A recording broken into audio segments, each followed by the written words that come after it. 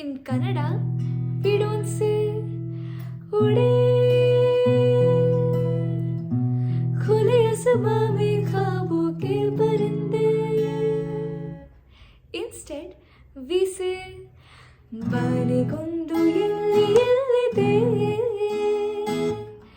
ನಿನಾಸೆಗೆಲ್ಲಿ ಕೊನೆಯಿದೆ ಏಕೆ ಕನಸು ಕಾಣುವೆ